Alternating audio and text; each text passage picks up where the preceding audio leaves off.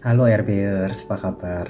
Kembali lagi, saya mau share teman-teman cara menggunakan toilet, toilet dan WC, toilet, toilet, ruang toilet dan WC di pesawat terbang. Eh, Kenapa saya mau bahas ini? Karena menarik. Toilet pesawat itu kan toiletnya, ukuran toiletnya, ruangannya kan kecil, mungil.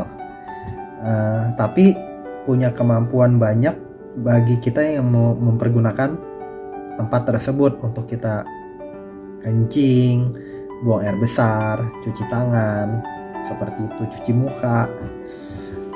Kenapa kecil? Karena pesawat kan lujur lebarnya nggak besar kan. Berapa sih, berapa meter lebar pesawat? Katakanlah lebar pesawat 8 meter. 8 meter. Bisa lebih. Kalau menurut saya bisa aja lebih. Cuman mungkin 8 meter mungkin jarak pesawat, atau lebih, kayaknya lebih lah, lebih dikit, lebih nggak tahu lah, lebih 8 meter, 8 meter. Ya, anggaplah 10 meter, 8 sampai 10 meter mungkin ya. Ini bicara badan pesawat yang 7 Boeing 7 saya naik waktu itu, yang pokoknya yang ini bangkunya 232 apa 242 ya gitu teman-teman. Jadi bangkunya itu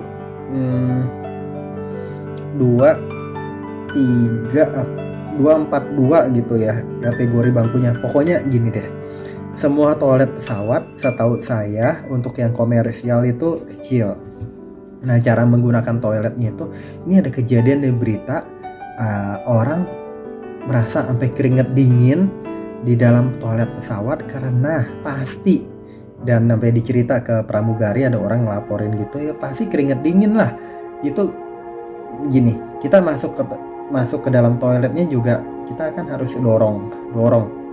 Kita pakai logika. Jadi kita itu berpikir juga, kenapa anak-anak kalau naik pesawat harus didampingi orang tua? Karena kemampuan berpikir. Nanti kompleks lagi itu teman-teman, menggunakan fasilitas pesawat lainnya bagaimana. Oke, sekarang kita mau dorong itu toilet pesawat, pintunya kita dorong. Kita lihat nih ya, itu arahnya itu, dia itu bisa seperti ngegeser, dorong ke samping. Dia rata-rata itu dia akan menyamping gitu, tapi untuk membukanya kayaknya ada didorong, atau enggak kita harus sliding.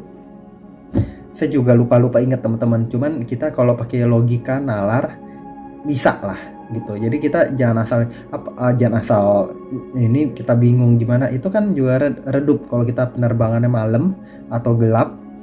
Itu kan lampu pesawat kan rada gelap gitu kan, tapi nanti yang di dekat toilet tuh biasa nyala gitu. Cuman nggak seterang benerang lagi di siang hari, atau enggak ruangan yang terang gitu kan.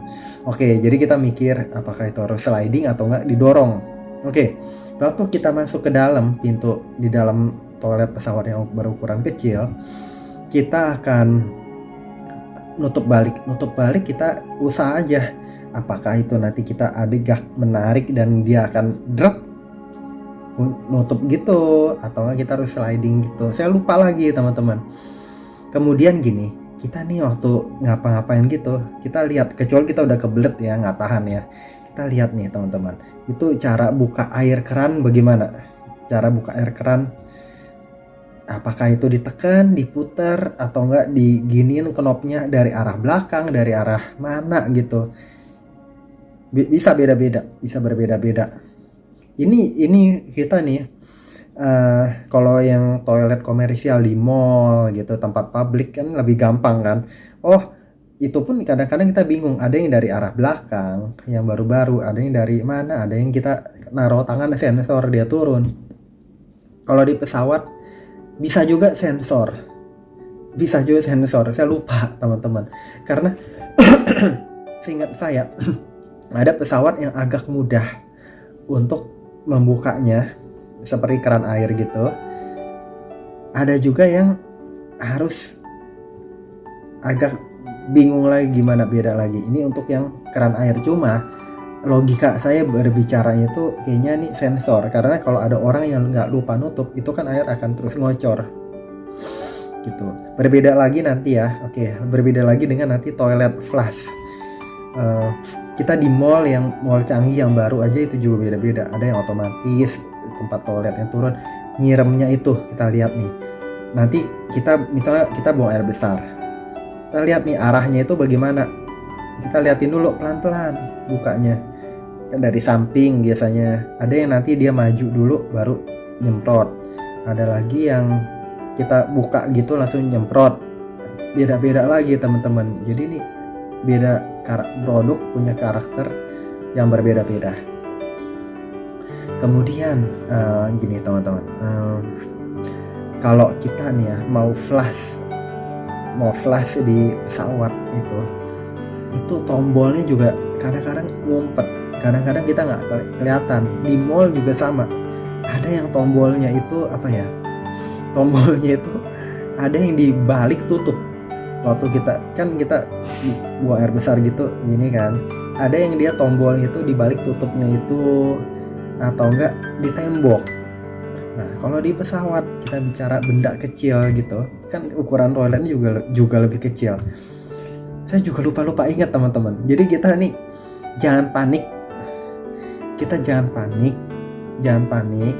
kita liatin pelan-pelan ya. Kalau kita mau flush, pencetnya yang mana, tenang aja, apa di tembok, apa di baliknya itu, apa di samping atau di mana, ada biasanya ada. Kemudian gini, di dalam toilet pesawat ya ada lagi tuh seperti tempat sampah.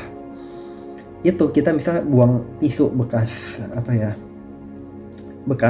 cebok gitu. Misal kita buang air besar, kita cebok atau enggak kita pakai tisu atau buang kot tisu gitu. Itu tong sampahnya juga ada pesawat yang langsung kelihatan, ada lagi yang nggak kelihatan. Itu kalau yang nggak kelihatan itu apakah kita harus tekan sesuatu atau enggak kita gimana ya? Nah teman-teman harus amatin. Nanti biasanya ada keterangan garbage atau trash gitu ya. Nanti kita lihat tuh harus diapain tuh. Jadi ini tenang, ini kenapa saya juga pertama saya nggak ingat, beda pesawat juga beda-beda. Kemudian ini hot water, cold water atau normal water, kayak hot sama rada anget, warm sama normal gitu. Itu juga beda lagi.